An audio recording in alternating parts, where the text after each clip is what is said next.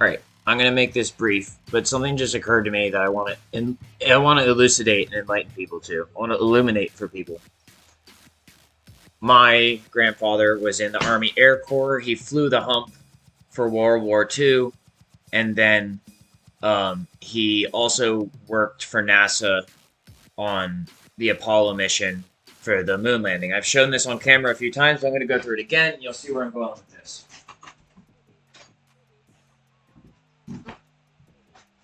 This is my grandfather, Army Air Corps, service book, memoriam. He's buried in Arlington. One second.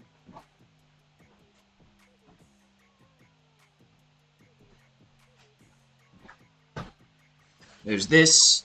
This is proof of his work on the Apollo program. Okay.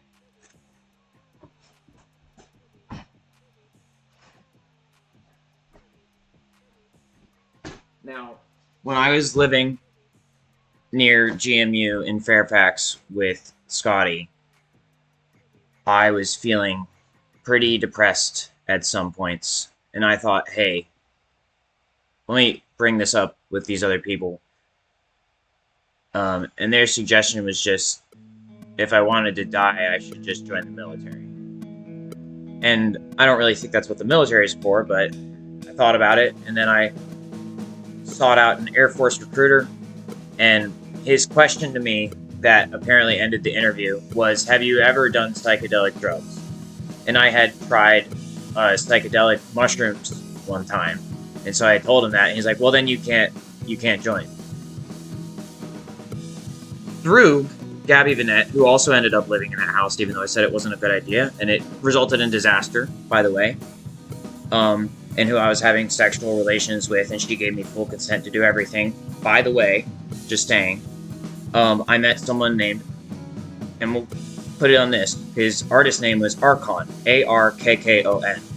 Not that different from the Archon, Arkon, described in the CTS CAIMEO protocol that involved all of this stuff, Project Cappuccino and everything. That man, I asked him, and he was basically extremely well versed in psychedelic analogs and admitted to taking them on a regular basis. And also, I don't know what Gabby Vanette's relationship with him was, because I then at some point found out that she had been, let's just call it cheating, okay? I don't know what the full story is, but so this other man who has been, basically given special treatment over me by being able to play shows too, because I'm basically fucking blacklisted from the music industry. It's not like I suck or anything. You guys need to get off that motherfucking high horse. And yet when I went to join the Air Force, they said, oh, you did mushrooms once, you can't join. Well, what about this motherfucker? Because then he joined the motherfucking Air Force. And he's like, oh yeah, it's all about what you know. Or all about who you know. It's like, what do you mean? Like, literally my grandfather. Yeah, he's not around anymore. But, so you let this motherfucker in, who had way more psychedelic drug use than me. Most of my understanding for psychedelic drugs just came from reading and chemistry knowledge.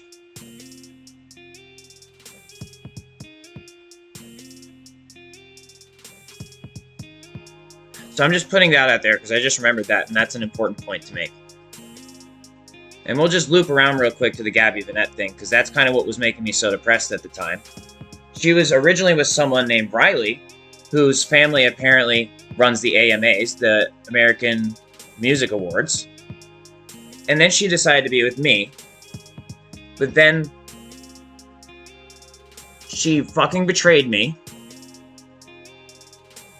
And then afterwards, she was back with him. So it turns out, looks like the whole time it was just a fucking operation to try to put me out of commission as a musician.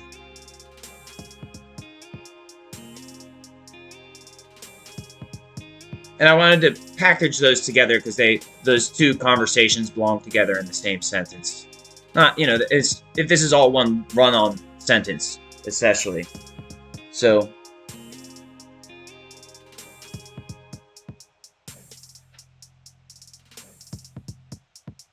I'll just leave it at that for now. I just thought it was important to point that out. Oh, wait. No, one more thing. I gave a bunch of music that I made, production stuff too, and some opens to Black Bear on a USB. And I even got let backstage for a little bit at that show. And that was in Pittsburgh. Was that in Pittsburgh? No, I got let backstage at New York because Gabby liked Black Bear a lot. So then we went and saw him again at Pittsburgh. I got let backstage at New York, but none of those people really wanted to talk to me. Except at the meet and greet where so I gave Black Bear the USB at the meet and greet in New York. I never got any response from that. It's not like the shit sucked. Here, wait, let me see if I can find one of the things. And then at the Pittsburgh show, Gabby's being super fucking rebellious towards me, and I'm just tolerating it. And then she gets super fucked up at the show, disappears. All of Black Bear's set, because I'm not fucking keeping her on a leash. She's allowed to go walk around and shit. But then I get a call from a stranger on her phone telling me I need to go find her in the fucking women's bathroom. So I have to go in the women's bathroom. Black Bear set is just beginning. We missed the whole Black Bear set. And I have to fucking make sure she doesn't choke on her puke in the bathroom. And I have no idea what happened. Obviously, she got drunk. But then, when I look through her phone and stuff, I see Riley is on the call list. The recent call list. And yeah, I managed to get everyone back safe. I got her back safely. I got myself back safely. But she just, hated me. Even though I fucking basically saved her life at that point. Let's talk about it. And why is Riley's number on this recent call list? And then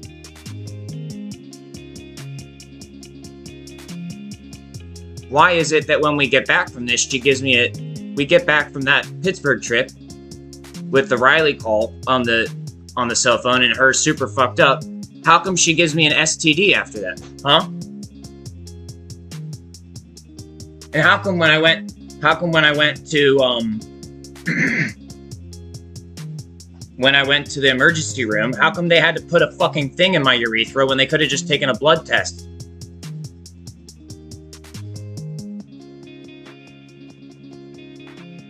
You could have just taken a blood test and called it a day, but no, you had to fuck my dick up. How do I know you didn't try to snip my tubes? Let's talk about it. As if my dick wasn't already fucked up from the circumcision.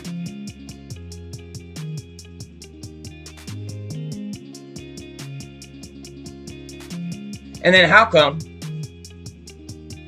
after so much fucking time of me staying sober and Gabby saying, oh yeah, I'll stop drinking, and then what's this? More alcohol.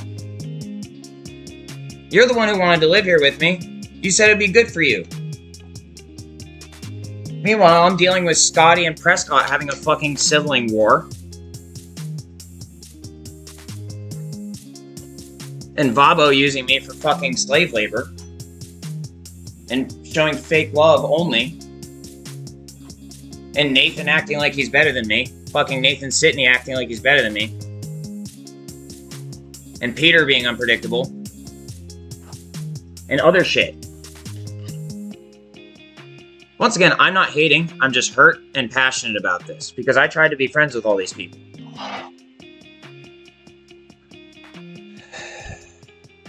So how come I find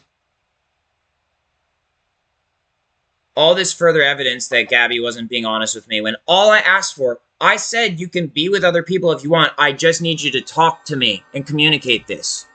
But apparently that was taken as a fucking challenge to cheat on me and just use me without communicating to me.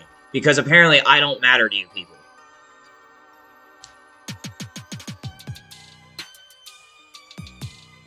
So how come then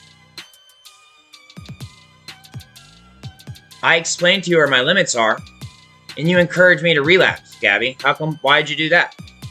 Instead of telling me I shouldn't. And then how come, after that,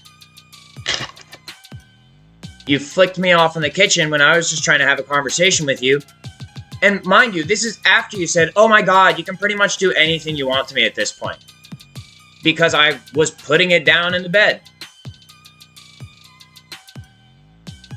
You said I could do anything. And then you told me, you said, bite me. And then when I tried, you ran upstairs, and I thought you wanted to go into the bedroom. And I had just changed the lock on your door for you. And you'd allowed me to have a key for it, just in case. So I used the key, I opened your door, I came in and I tried to bite you because you told me to bite you. And then what did you do? You ran away. You took a picture of the bite mark. You said it was unacceptable, and you did take me to court, and you tried to fucking bounce this whole fucking shit around and it lasted for how long? And because of that situation, I got arrested because Stonio took advantage of me because of the situation you put me in. And you got $2,000 out of that. $2K out of room 2K. Meanwhile, you said the court ordered me to not fucking talk about it for that long. And as soon as the fucking order was up, you tried to get back with me. And yet your brother came and stopped me at the fucking skate park and harassed me. And I had to call the police on him. Non-emergency, because I'm not a fucking asshole. So what's all this about? And then now, coming out of, when I came out of incarceration, Emma encouraging me to be her stepdad's fucking Secret Service. Why is she encouraging me to be violent towards her? Trying to act like it's what she wants? And why is she also encouraging me to try to relapse? If you know anything about culture, you understand that the whole time my life was being put at risk. And that because I wasn't being properly supported by a network of people who wanted me to succeed, I wasn't able to ask for help. So break all this down and then lead to how we got from secret classifications, which started showing up around the same time as Gabby started fucking me over, which was pretty early on, by the way. Pretty much within the first, initial time span of her and I being together, she said she wanted to still go to the AMAs with Riley, and I said that's fine as long as you don't sleep with him. What does she fucking do? She tries to hide it, and I find out that she's sleeping in the same hotel room as him, or motel room. Now, can I prove they fucked? No, but what do you think happened? And then afterwards, after they got me out of the way, she's at the AMAs with him again. So what do you think happened? And I tried to get her away from me. Same with Grant and Ray. I tried to get them away from me too, but Scotty kept encouraging me to deal with Grant again and to deal with Gabby again. And let's leave Prescott out of this for now, okay? I learned a lot from him. I'm not condoning any behavior he has that's overly bullying and aggressive, but let's leave him out of this for now, okay? I learned a lot from him. He may have also tried to betray me, I don't know, but the point is that that's not what I'm harping on right now. I learned a lot of important medicine from him. So yeah. That's my 420 rant. Maybe you guys should have just let me smoke some weed and apologized. Now I have CBD and methodologize.